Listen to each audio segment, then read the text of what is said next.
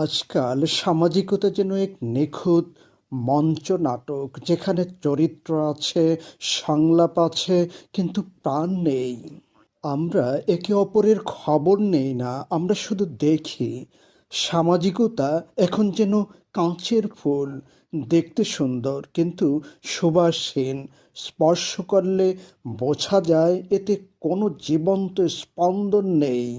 একসময় মানুষ দরজায় কড়া নাড়ত, এখন শুধু নোটিফিকেশন বাজে।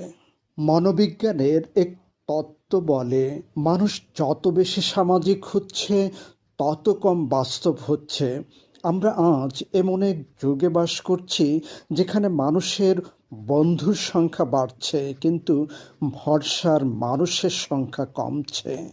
হাসি আছে কিন্তু চোখে পানি নেই, আলাপ আছে কিন্তু অন্তরের দরজা তালাবদ্ধ। ভিড় আছে কিন্তু নিঃসঙ্গতা আরো গভীর।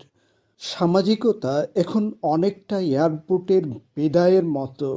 আলিঙ্গন থাকে কিন্তু সবাই জানে এই স্পর্শে কোনো স্থায়িত্ব নেই।